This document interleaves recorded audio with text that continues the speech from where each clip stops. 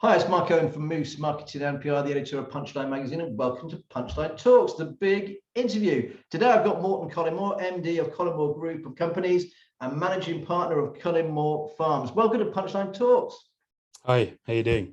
Very good, thanks very much. It's funny because you and I have sort of drifted past each other over the years. It's normally me popping into your place there in Frampton, chucking a magazine and saying Punchline and having a little brief chat, and then off we go again. And I know we've talked a little bit over the phone, but thanks ever so much for joining us. Can you tell us a bit about the Cullimore Group? What is it? How big a company is it? What's the turnover, and how many people do you employ, please, Morton?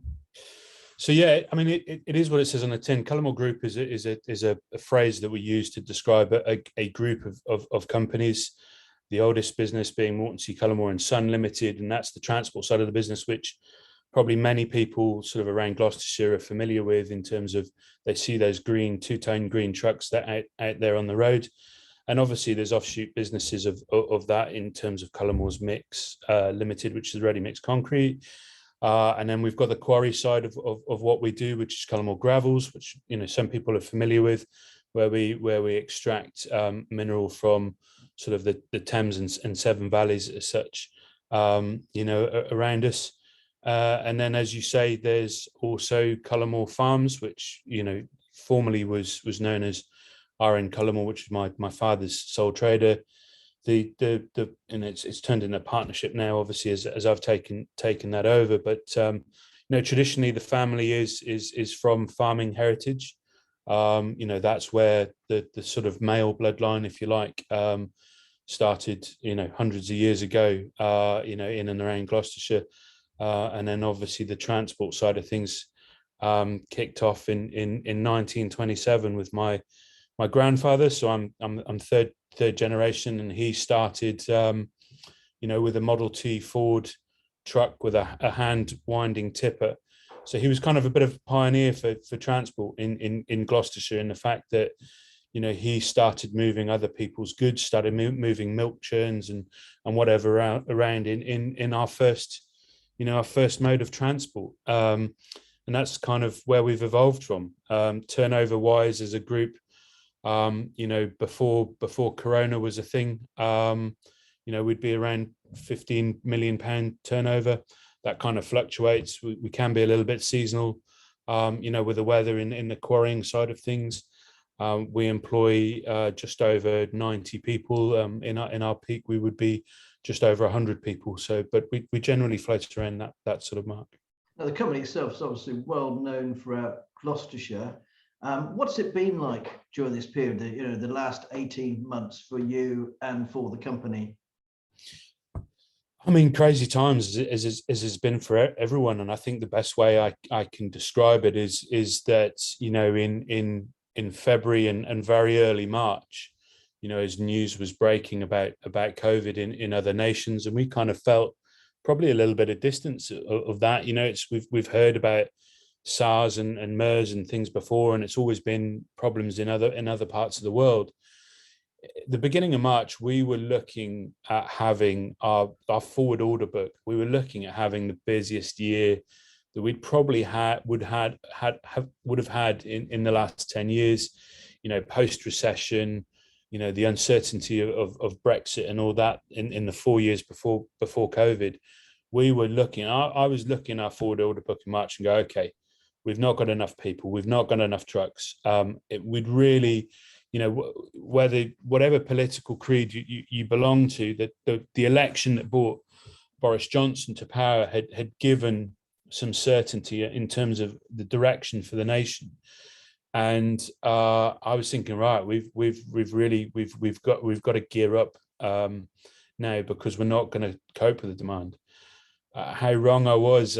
We then 2 weeks later, or whenever it was, had the announcement from the Prime Minister, and COVID had made its way into the UK, and we had that announcement on that fateful Monday night. And I came into work quite early the next morning. I was in work at 6 a.m. on the Tuesday morning, because I knew people were going to be needing direction from me and answers that, like everyone else, I just didn't have.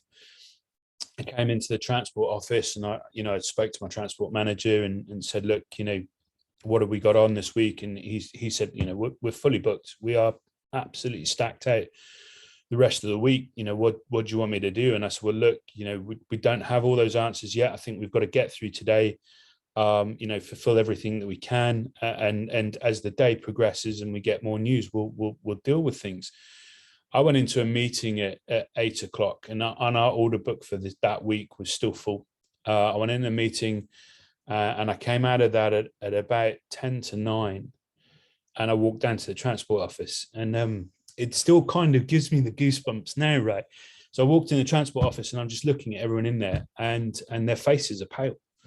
And I'd go, what's up? And they go, everything's just gone. It's just all gone. Every order that we had, we've got no work for anything come about tomorrow lunchtime, maybe a little bit Thursday morning. And I'm thinking, well, what the hell am I going to do with 55 trucks, let alone, 90 plus employees? So it was a very unique, a very unique emotion at that point. And of course, everyone's, seeing this because, by the next day, because, they're seeing that the trucks are being parked up in the yard. And as a transport business, the moment you see trucks parked up, there's an issue. So it was a crazy week. And although later on in that week, transport was marked as an essential service and construction was an essential service and could continue, all the construction sites shut. So come the following Monday, out of I think 55 vehicles, we had 51 parked. And walking into work on the Monday, but the following Monday morning was like being here on a Sunday morning. It was surreal. So, the answer to your question, context backdrop of that is we just had this surreal month or two of not knowing what was going to happen and obviously had to put people on furlough. Now I walked around on that first week of lockdown. I walked around all of our business and I spoke to everyone I possibly could. And those that didn't were reaching out to me on social media and saying, how's my job, Morton, and all those things. We're a family independent business. And while we have this corporate look on the outside of ourselves, we still run as a family, and we all know what each other's doing and what's going on in our personal lives and that. So I walked around as many people as I could and explained what was going on and how we were going to approach it. And I made some promises. I had to make redundancies back in 2008. In the earlier part of my career of coming back into the business and starting to take over for my father, and that was a process that I said I'd never want to do again. So, I kind of made a commitment to myself, let alone to the people I was speaking about, that we weren't going to do the redundancy option and we were going to try and hold fast. We've always had a strong financial ethic in this business, and that we don't buy anything that we can't afford. So you won't find us with mortgages and huge debt out there. We're all bought and paid for. It's a very old school way of doing things, but it stood my business and my family the test of time, and we're still here 94 odd years later. So if it's not broke, don't fix it. I know it's an old phrase, but sometimes they ring true, right? So I didn't want to go down the redundancy route. I didn't feel it was right at this time. So it was batten down the hatches, do what we can. And then, in June, we started to bring people back to work when things were a little bit easier, and then construction sites, which was the key, started to reopen. I mean, we were moving food and things, and medical supplies and those sort of things during the first lockdown, but we only needed a few trucks to do that. We were moving a lot of flour for another Gloucestershire business that's down the road from us and things like that. So, everyone was baking bread at home, right? Everyone was making pasta. So, that generalized transport side of my business kept going, which was nice to see something ticking over. But unfortunately, it didn't really pay the bills. But, so it's been a crazy year, but obviously come July, we were back to work. So it's kind of almost, although turnover has been massively down, it's kind of been business as usual for us since July, more or less. I mean, we didn't have everyone back to work. It was a progressive bringing people back to work as we could make sure things were safe and we had the right things in place, and we did. And obviously, truck drivers, we had, we've got truck drivers that have been working for my business longer than I've been alive. So we have to protect those people because they're in the highest risk groups. And while we were still learning what COVID was all about and what we could and couldn't do, we had to take this cautious line and protect everyone. And touch wood, actually, we haven't experienced too much of the health aspect. There's been some people with us that have been very ill, and they've recovered and suffering with a bit of long COVID, but generally people have recovered pretty well. So yeah, it's been a crazy year. That's just a small snapshot for you. It's been a crazy year. What was the biggest lesson that you learned during that period? Because I talked to lots and lots of different business people like yourself or whatever. When it was all kicking off, there wasn't the furlough scheme. It was almost like, oh my God, what are we going to do now? But what was the biggest lesson for you during this whole period? There's probably a couple which come from very different angles. I think biggest lesson is that you could never plan for what was going to happen next week, right? Because things changed, and I think we'll probably forget that over the next year or two, and people will judge you on the snapshot of the whole year of what did you do, why didn't you do this. But in that moment, things were changing in some weeks on a daily or hourly basis. So you had to be live on your toes all the time and make those decisions. And I think the benefit of a business my size and that I'm quite hands-on and I own the business is that I was able to make those things quite quickly and react quickly and take those hour by hour decisions. So that was one big lesson in the fact that, as many meetings that we had, be it virtual or whatever, to plan for something that was happening in December or whatever, you had to accept that actually things may massively change. So you needed to really push yourself to say, give yourself several options. If this happens, we'll do this. If this happens, we'll do this. And this happens, and you still might have to be prepared to chuck that out the window. I think the other thing I learned is actually, and I think, my business is known for its honesty and its integrity and our reputation of how we do things, and that's why we're still here. I think I put out throughout the sort of height of all the lockdowns, general messages, messages for me of what we were doing, how we were doing it, that everyone was still employed and that, I put that on our social media, and I was just so warmed by how many people that didn't even work for the business or didn't even have relations with our business just reached out and said, it's so good that you are communicating like this, that we can see that there are businesses, local businesses out there that are talking about what they're going through and talking about how they're doing it, because everyone's sat at home worrying, and to have someone from a recognizable business communicate what they're going through and how they're dealing with it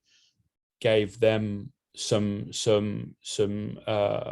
want of a better word, satisfaction in terms of confidence. I think it probably is better in that that we would come out the other side of this and things would get better, and some of the world that we know is still going. So it probably doesn't answer your question quite as you liked, but I think it was things like that significantly reinforced.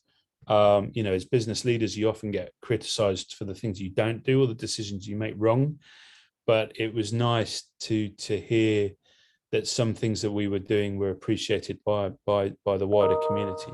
And I think it's really important. You are a key employer there out in Frampton. Lots of people know you in the area. And I was watching you as well, mate, and seeing what was happening, watching other businesses.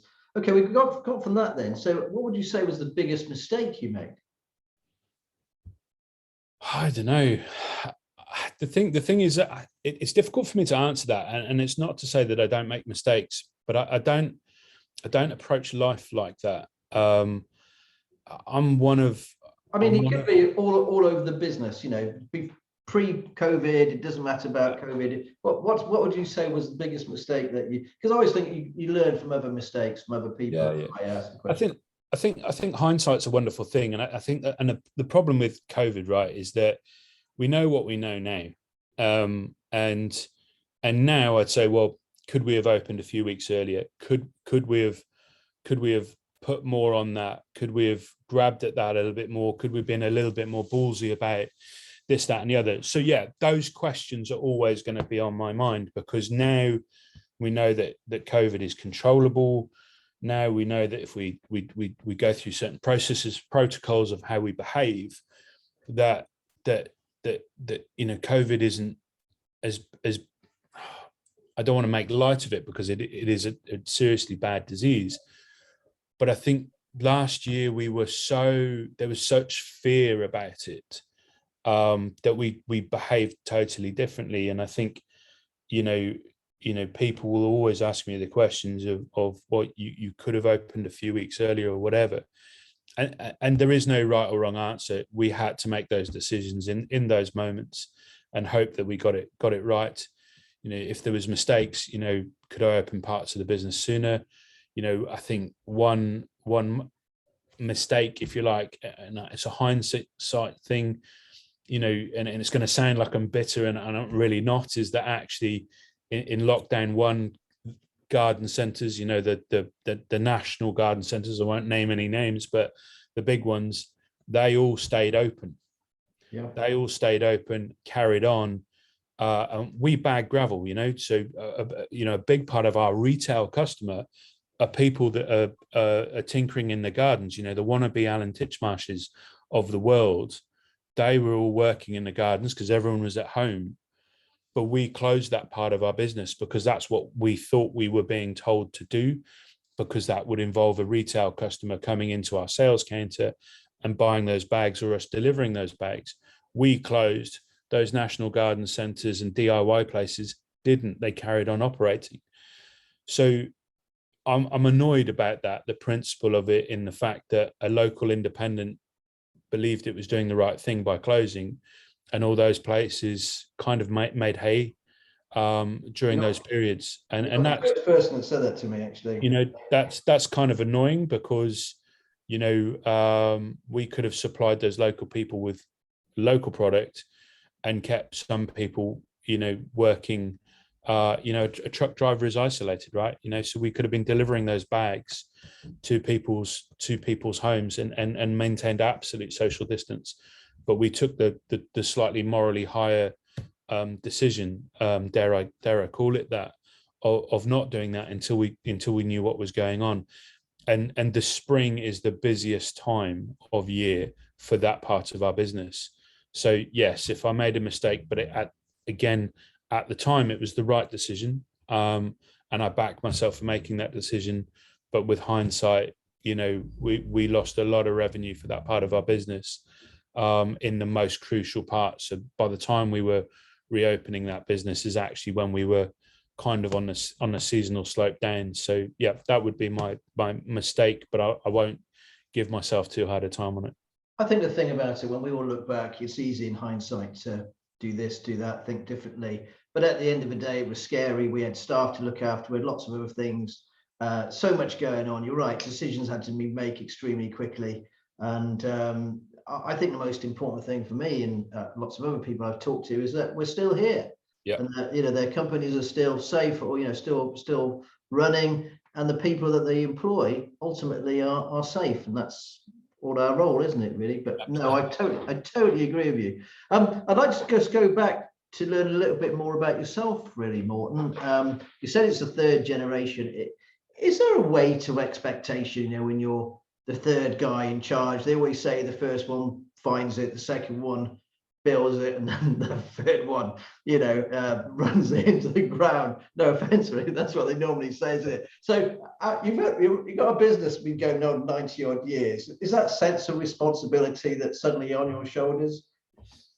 So there's so many ways I could answer that question. I grew up. I grew up obviously around this business, in this school summer holidays or whatever.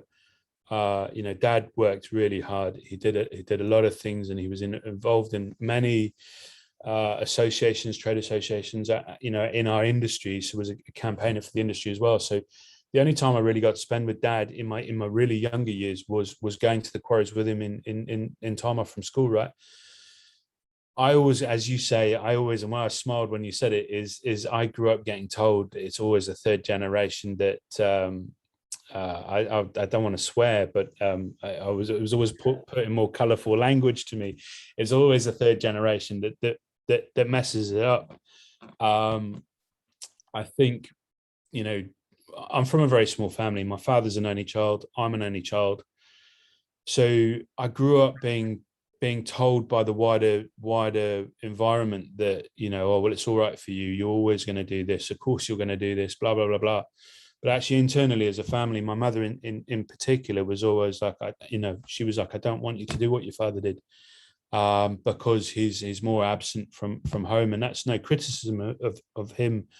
He was running a business through the 80s, which was a difficult decade, and whatever else. So mum was always like, choose your own path, do your own thing, do what brings you joy.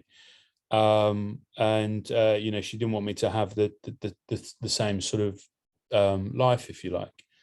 So, but I knew, and Dad always said, he wanted me to do it, but he always said, but it's your choice. So there was, there wasn't much pressure in the family home about it, but there was expectation from the business and the wider world. And because I'd spent time in the business, and when I was 16, I obviously wanted to earn some money. So I'd come and get on a shovel or whatever, or come and do the very basic work. And I remember being chucked in at the transport office probably when I was 15, and that was when we were running trucks 6 days a week permanently. We were supplying Dyson down in Malmesbury when that was being built, for example, in the 90s. And so I was part of the business. I had an identity in the business. My name's the same as the original company, right? So it was always there. I think I went away to uni. And I still did a little bit of summer work, and from shoveling concrete to I was lucky that I passed my driving test in 96, so I still got the 7.5 ton. So I was able to drive the smaller trucks as well. So earning money while I was studying and whatever, I was still part of the business, but there was definitely that expectation, right? But of again, being an only child, I think I've always been able to stand on my own 2 feet and make my own decisions, and I'm okay in my own company. And when I say company, I don't mean the business. I mean in terms of I'm all right being by myself. I can be a bit of a lone wolf at times, and because of that, that's allowed me to have a strength of character to say, well, what is it that I want to do? And I went away to uni. I came back from uni. What did you study at uni?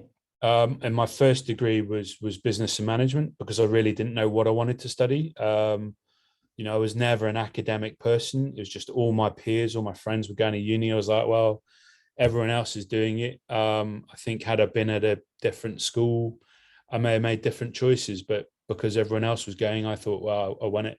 So I went away to Sheffield. And that was probably really the making of the man. I decided to pick a uni that was far away, whereas other people, and there's nothing wrong with it, want to be within an hour of home because it makes life easier. I was like, no, I want to cut my teeth somewhere. I want to break the mold. It sounds really conceited, and I'm not like that. But when you have the name that I do, it's inescapable. When you type my name into Facebook or Google, there's only one idiot that comes up on it, right? There's not many Mortons in the world. So I was going to ask you actually, where does Morton come from? You can't get away from that. Is it a parish name, by the way?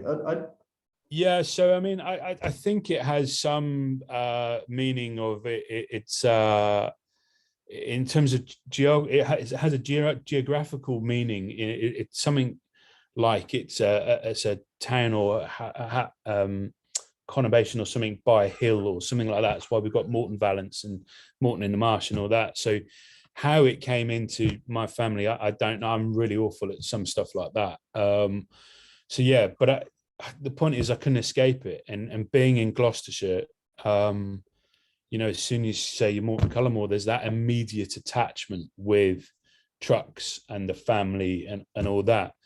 And I wanted to just go away and just be a young man. So I went away to Sheffield and spent 4 years in Yorkshire, where that had absolutely no impact whatsoever in terms of the name. And I mean that in the nicest possible way. As I said, it's not a conceited thing. So yeah, and then I finished that degree and I came back and I worked in the business for a year because I didn't know what else to do post my degree. And I worked in the business for a year and I hated it. I didn't enjoy it at all. I kind of had all the expectation on Moreton, because my father was an older father, so he had me in his 40s. So there's quite a big age gap between us. So when I came in that business, my dad was already in his 60s. Right. So I had all this expectation, and people assumed that I had responsibility for things, but I actually had none of the authority in the business because dad always, and rightfully so, and I'm very grateful for it, dad always wanted to give me the hardest lesson.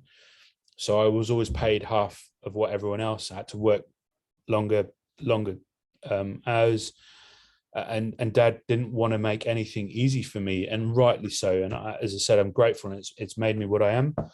But because of that, I came into the business for the year and I couldn't do anything because everything had to be approved by dad, which was a nightmare because dad wasn't around. He was always doing other things in all the other connections that he's got. And it just took me forever to achieve anything in the business. But people were looking at me on a daily basis saying, well, why aren't you doing that? But I didn't have the authority. I had no ability to do that. So I thought, you know what, uni was fun. I didn't really learn what I wanted to learn. Let's go back and do that. And if it's another year or two of uni rugby, then I'm all for it. Can't blame you, mate. So I applied to several unis for postgrad courses. I got several offers, and they were all in totally different subject areas. Because I know you're probably going to ask me about what my MA was in, but I applied to Cardiff for criminology. I applied for an engineering postgrad, and then where I ended up, which turned out to be University of Gloucestershire, although it was Cheltenham and Gloucester College of Further Education when I first joined, sport development. But it was more of a combined studies postgrad. So I got to pick all my modules, and sport development has ended up what it was being called. But it gave me massive flexibility of choosing things that I was interested in. And, I did, things like ethics and whatever. And actually my thesis for my MA was actually about, physical violence in rugby. Rugby is a key part of my life. It was when I was in Sheffield, got my coaching certificates. I was chairman of the rugby club in Sheffield. And that's where I thought my direction of travel was going to be. And actually through my MA, I actually started doing a little bit of work for UK Sport and Sport England and coaching and doing, camps up in the north of England, actually training camps for teenagers that have been earmarked for professional contracts. And I'm going to swear to people in Gloucestershire, earmarked for professional contracts in rugby league, not rugby union. And that's actually where I started doing some work. But I was living out of the back of a car and then Dad just got to a certain part of his career where he was struggling with the bureaucracy and things like health and safety had moved on massively, and the processes. So we were doing things in a safe way, but we weren't putting it down in policy and in paper, and people will remember that, in the late 90s and early 2000s, that world massively changed. And so Dad asked me to come back in the business to help out with a few things, and I sort of said to him, I'm doing 1 year and 1 year only, and then you can forget about it. I've also conveniently admitted that actually I worked for Club 18 to 30 for a few weeks as well. But I pulled out of that, which is very lucky, because I would have been on that fateful TV series that made that company famous. So I dodged a bullet on that one. But yeah, Dad asked me to come back to the business, and I said, right, I'm only going to do it for a year because I really didn't enjoy it last time. And I will complete these 3 projects that we talked about, and then I will be off to do something else. So in that time, that we'll have to set up or process how the business is going to function. Just with you, Dad, given that you're in your latest 60s by that point, and then to cut a very long story short, 16 something years later, I'm still here. So did your father pass away then, or no? How did So you take the business over? I mean, we're running out of time, which is a great shame. But how did that transition happen? Dad, being in his 70s, I think he was starting to struggle. My father's still with us. He's not a brilliantly well man. He won't be the man that a lot of people know him to be. He's still at home, but he needs quite a bit of assistance. He's still good, he's still making himself a cup of tea, but he has a habit of forgetting the process of that.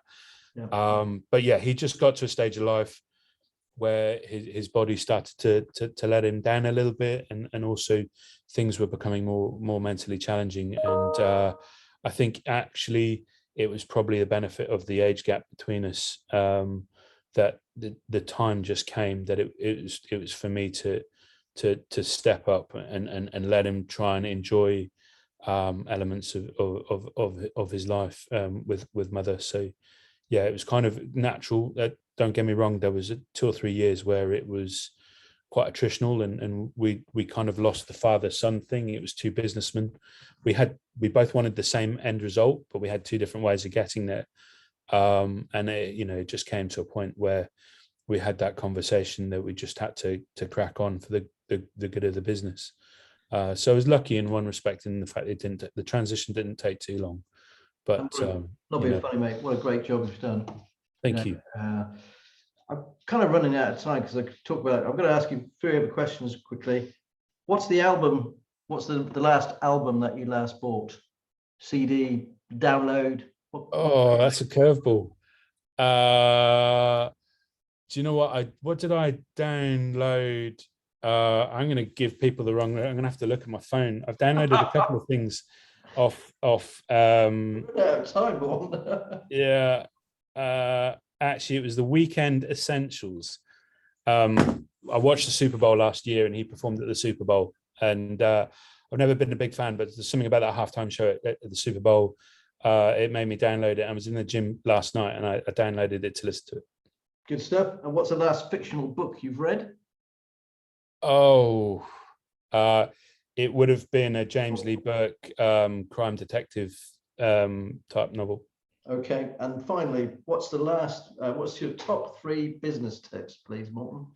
I think for us, it's definitely integrity, honesty, and being open. The other thing is you got to love what you do. If you don't love it, then especially in my game, in my industry, if you don't love it, you're never going to succeed. Moreton Cullimore, thanks ever so much for joining Punchline Talks. Really great to catch up with you again. All the very best. Thanks, Mike. Bye. Cheers.